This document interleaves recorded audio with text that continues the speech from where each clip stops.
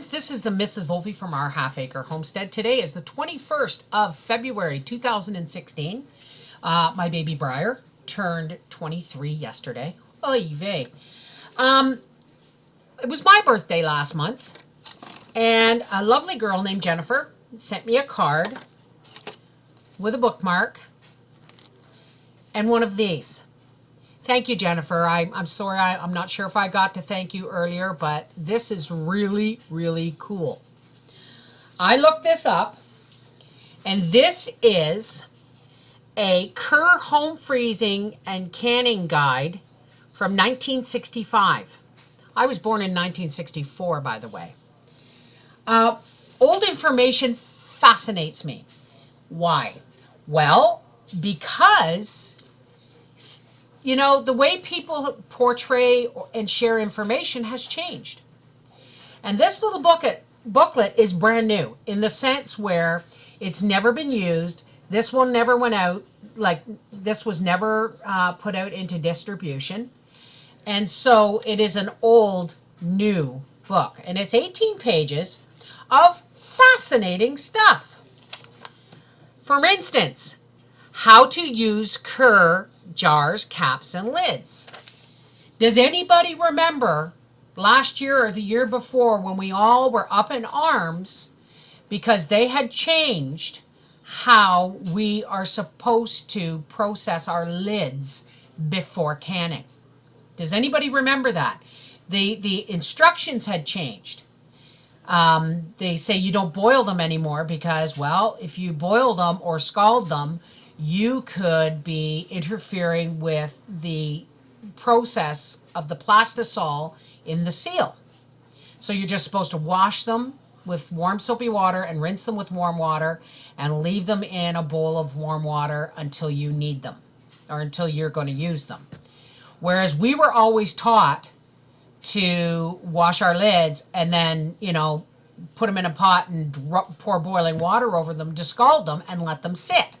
I've even boiled them in the past, like brought them to boil and then shut them off to keep hot. And we were told that's not necessarily a safe way anymore. And then so people like Bear Prepper and I, we emailed, you know, Bernardin and Ball and Kerr and all the jar lid places that we were getting them from, and they were all A, from the same company now, and B, they all said that they have not changed their lids since the 1950s or early 60s. Well, I'll tell you, folks, this was printed in 1965. And what color is the ring around that lid? It's gray. And they are now red.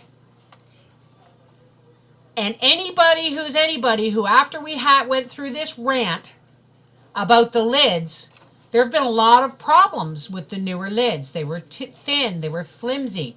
The seal was so thin that a little scratch would take it off.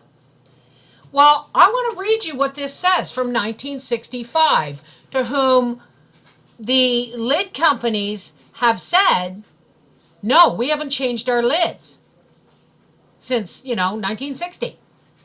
Well, I got news for you, folks. Kerr's exclusive thick gray sealing cushion gives more sealing surface. Kerr lids protect the nutritive value of home canned foods in a better manner. Kerr lids keep canned foods far better, far longer. Kerr lids keep better color and flavor of foods over longer storage periods because of better venting during process and better sealing after processing. Don't settle for less. Kerr's has been proven best. And the rust-resistant golden enamel protects as nothing else. There's also, below the picture of this lid, a little wee note right there that says, laboratory tests conducted by an independent food technologist. Whatever the heck that means. So it says directions for use for these caps. Examine jars must be free of nicks, cracks, sharp edges, etc. We all know that. Wash jars in hot soapy water, scald, invert on a clean folded cloth. Now, scalding a jar means just that. Wash, rinse, and pour boiling water over it or dunk it in boiling water. Scald cur lids and keep in water until used, just like we were taught. Pack food in cur's jar, 1/2 inch from top. Do not pack corn, peas, lima beans, and meat any higher than 1 inch from top. Pack meat loosely. Add liquid, blah, blah, blah. When jars are cold, test for seal. Here, the seal, tap the lid with a spoon, and when the jar is cold, a clear ringing sound means a seal. C, the seal. If the lid is curved down, the jar is sealed. And feel the seal. Press down the center of the lid, and if it is down and will not move, jar is sealed. And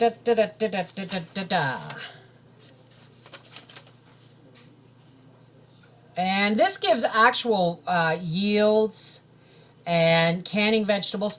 Now listen to this. This is something else I want to read to you. A pressure cooker is recommended for processing low acid foods such foods as it gives a greater degree of safety. A pressure cooker is recommended.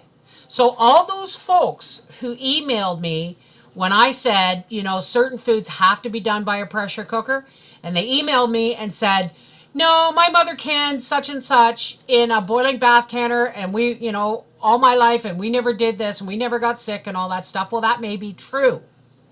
But the language has since changed, because 30 years ago or 20 years ago or 25 years ago, when I started canning, 24 years ago, when I started canning, only pickles and jams and jellies and high acid vegetables like tomatoes and salsas and stuff could be canned in a boil bath canner. Everything else like green beans and potatoes and meats and broths and anything like that had to be done in a pressure canner. And now they say the only safe method of canning is with a pressure canner. So things have changed. Information, or the way we receive or hear information, has changed, which I find fascinating, because we spend a lot of time, people like me as a YouTuber, Noreen's Kitchen, J0, we spend a lot of time researching what we do. For the simple reason is we want to give you the clearest possible way, the clearest, safest way to do something. I wouldn't tell you to do something that I wouldn't do myself. And there's some things I do myself that I don't recommend you try, because it's not recommended, but I do it anyway. Okay? Hence, you know, my dehydrating raw eggs, which I don't do anymore. I actually oil them because, well, the fiasco with doing them in lime water didn't work either. So I guess what I'm trying to say is, when you look something up on the internet, just because it's from a site you necessarily might trust doesn't make it good. It doesn't make the information good. Things are coming out now where places like Wikipedia, where you're supposed to be able to correct something if it's wrong, they don't allow that. You try and correct something that you know is wrong on Wikipedia. Places like, and even Snopes is now getting a reputation for not necessarily proving what they say is true or false is actually true or false. Remember, folks, follow the money, okay? There may be tons and tons and tons of news things and magazines and all that stuff that prints stuff and puts the information out on the internet. Doesn't necessarily make it safe, true, or trustworthy. So if you come across something like this, yes, I recommend that some of the older ways that you know are now a safer way to process something, as in boil, bath, canning green beans with a bit of vinegar in the water or lemon in the water, as opposed to pressure cooking them or pressure canning them, which I prefer. If you come across old canning books or old cookbooks, man oh man, hang on to them, because this information, yes, it was put out by the company, but it's less polluted with political agendas. Now, that may sound like a conspiracy theory, but it's not a conspiracy theory if it's proven. One man wrote an article on, one man was quoted or something on Wikipedia, and he actually went in to correct it because it was wrong and they wouldn't allow it to be corrected. So just because 3 places on the internet say one thing, and you may have one naysayer who's saying, no, actually, that's not right. That's wrong. That's totally slanted.